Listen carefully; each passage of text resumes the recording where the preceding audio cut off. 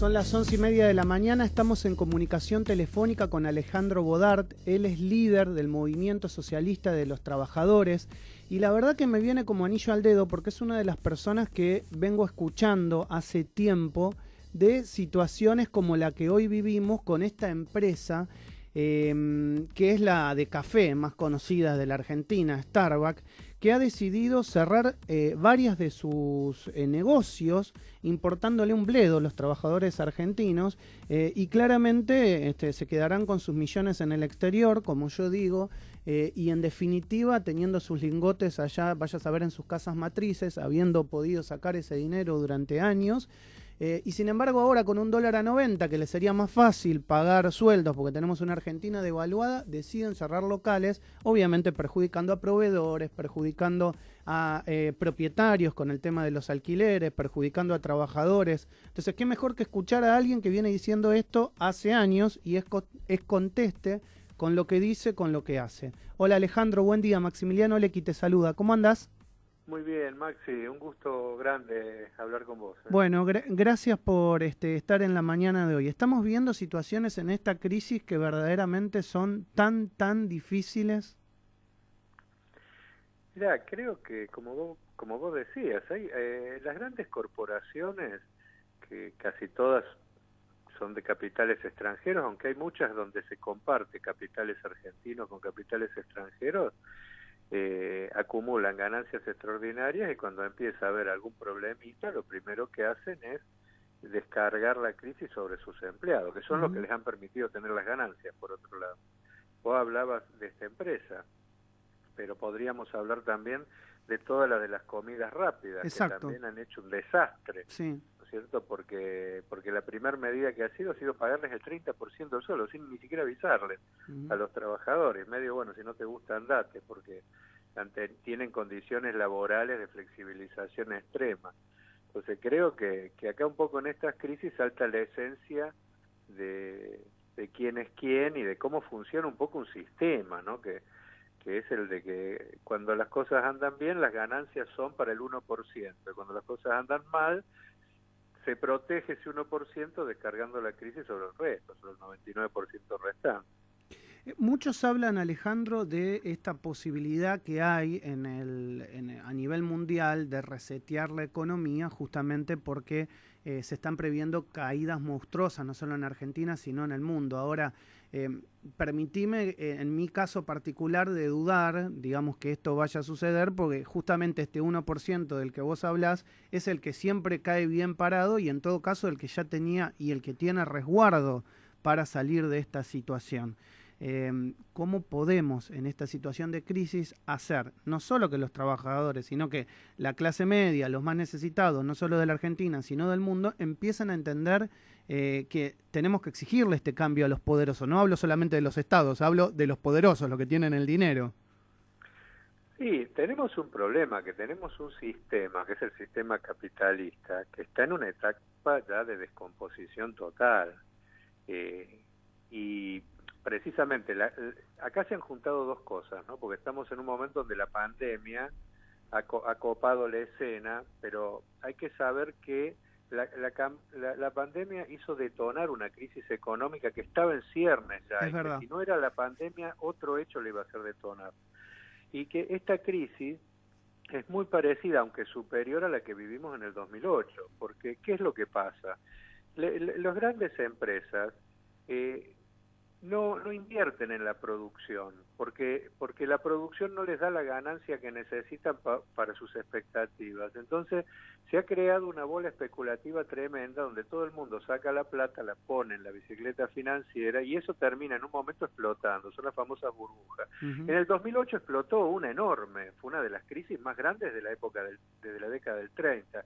Pero ¿qué pasó? Los estados, con el dinero de todos, salieron a bancar a las empresas y les dieron sumas extraordinarias, pero esas empresas, ¿qué hicieron? Volvieron a meter la plata en la especulación y por eso ahora ha saltado junto con la pandemia otra explosión de esta burbuja y de nuevo los estados están poniendo cantidades astronómicas. Si vos ves la plata de Estados Unidos que ha puesto para las empresas y las corporaciones, son sumas que se consideran que nunca en la historia. Lo mismo está pasando con la Unión Europea y nosotros en la medida nuestra, que es muy poquito, estamos haciendo lo mismo.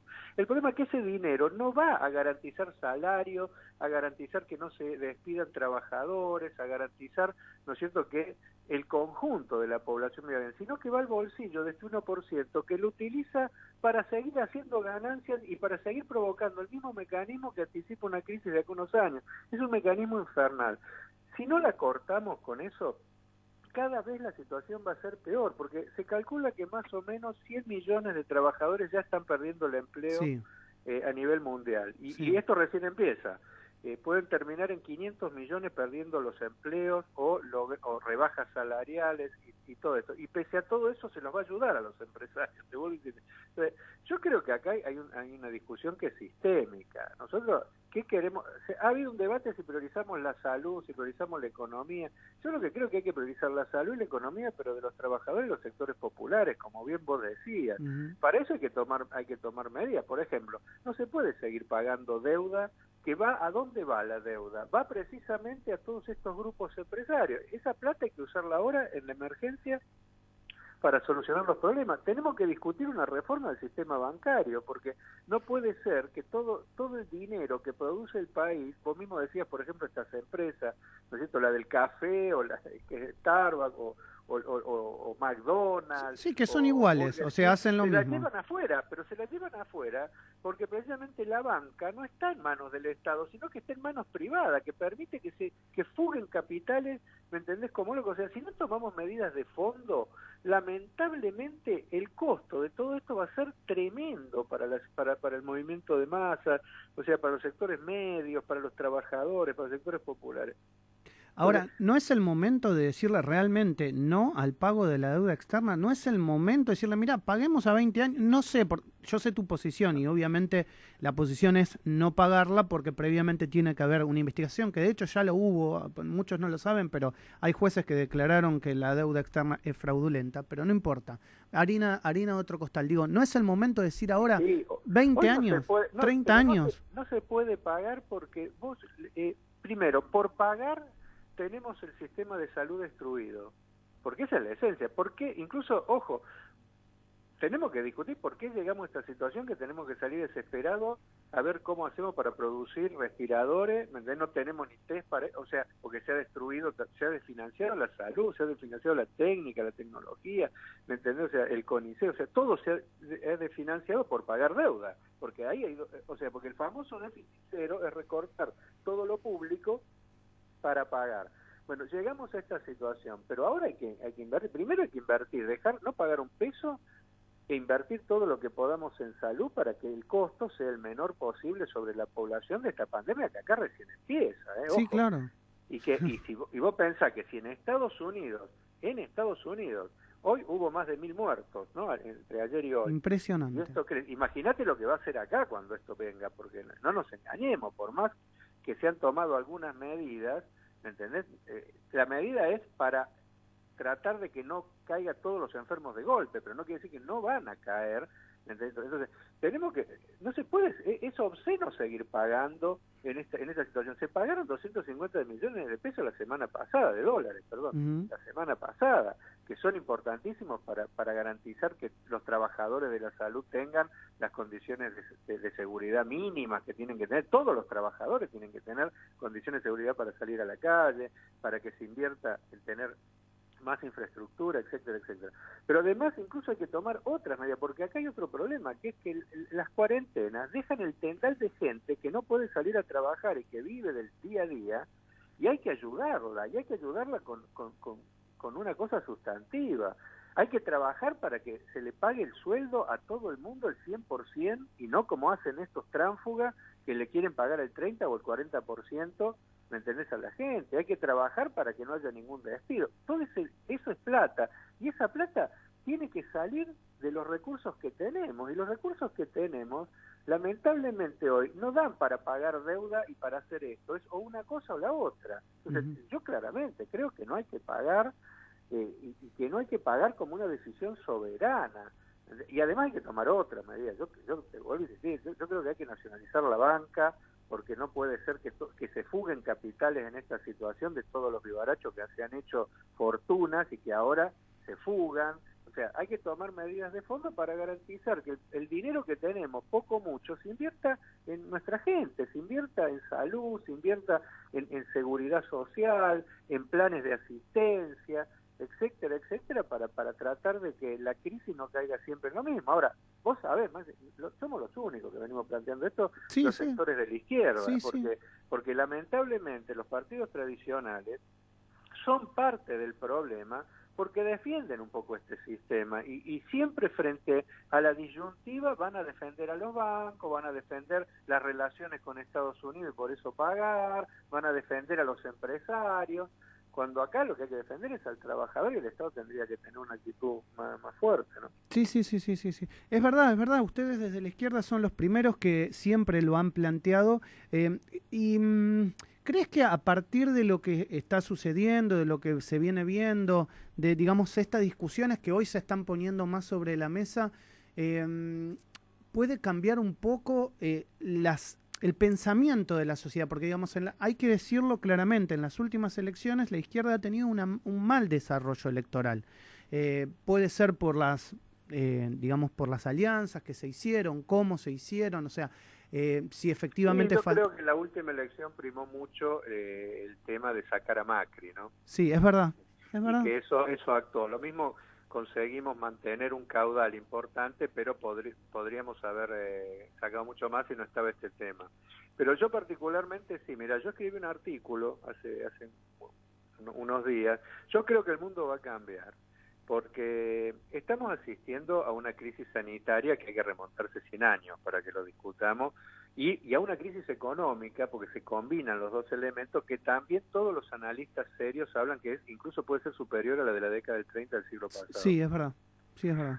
La situación que estamos viviendo solo es comparable a catástrofes como las guerras mundiales que sufrimos. Esto también todo el mundo lo dice, porque es una cosa nunca vista, que hoy en día casi 2/3 de la humanidad está encerrado en su casa, no puede salir, o sea, es un cambio tan grande, pero además está quedando tan en evidencia, por ejemplo, que todo el discurso de privilegiar lo privado por sobre lo público nos ha traído a esto. Hay mucha gente que está sacando la conclusión, che, ¿qué pasó? ¿Por qué se destruyó la salud pública en Italia? ¿Por qué se destruyó el estado de bienestar, que era una cosa que garantizaba cosas mínimas en los epicentros, en lo que todo el mundo cree que son los lugares más avanzados, en los símbolos del capitalismo? Todo eso está trabajando sobre la cabeza.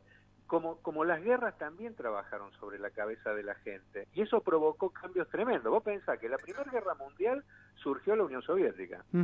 En la Segunda Guerra Mundial, un tercio de la humanidad avanzó hacia otro sistema distinto al capitalismo. Yo soy crítico por el tema de la falta de democracia que hubo en todo eso.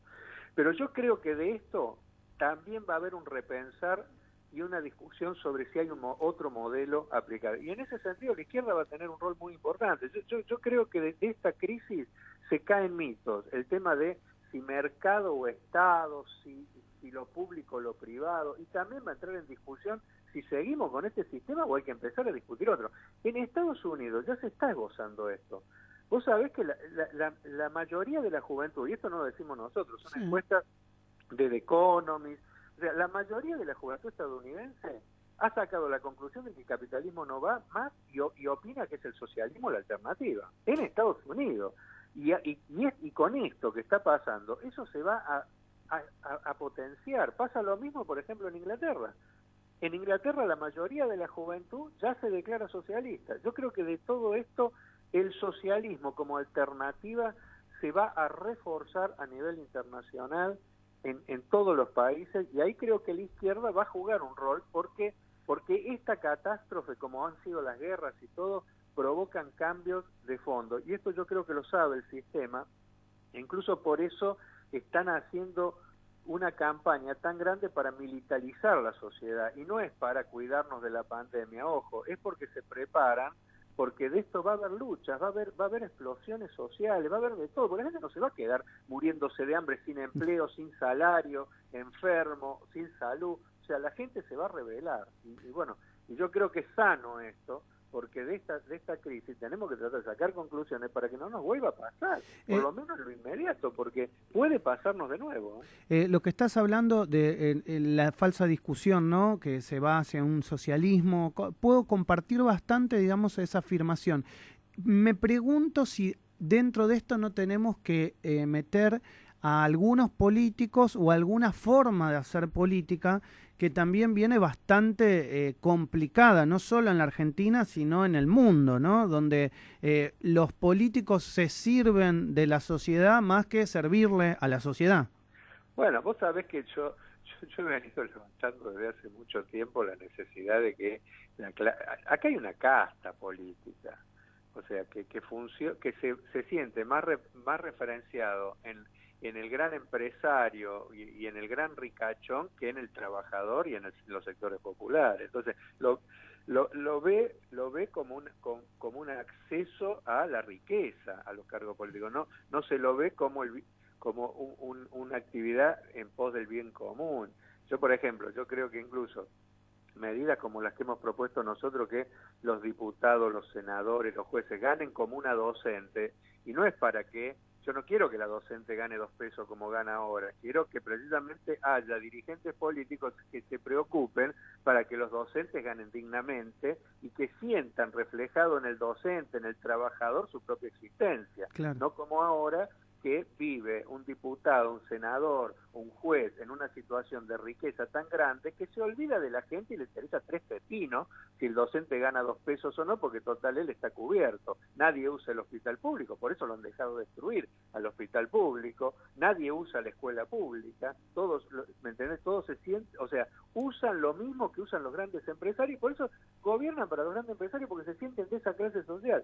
Yo creo que hay que hacer una reforma política integral, hay que garantizar que lo público sea casi obligatorio para todos los funcionarios públicos, que tengan que atenderse en un hospital y por lo tanto sufran lo que sufren la gente y trabajen para cambiarlo, que manden a sus hijos al colegio público para que vean la situación en la que está y trabajen para cambiar, y que vivan con un salario como vive la mayoría, para que se sientan los problemas y se trabaje, y que todo aquel que quiera hacer negocio no lo vea que el negocio lo puede hacer a través de la política, sino todo lo opuesto, que se vayan todos los que ven que de acá se van a enriquecer. Pero bueno, yo creo que hace falta cambios profundos, y creo que este es un buen momento para reflexionar sobre esto, ¿no? Sí. Alejandro, muchas gracias. Como siempre, te mando un abrazo grande, siempre tan atento con Radio Sónica, y bueno, espero en mejores circunstancias volver a reencontrarnos.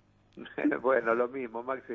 Te repito lo mismo, un gustazo hablar con vos. Un abrazo grande. Alejandro Bodart, él es líder del MST, charlando en la mañana de Radio Sónica.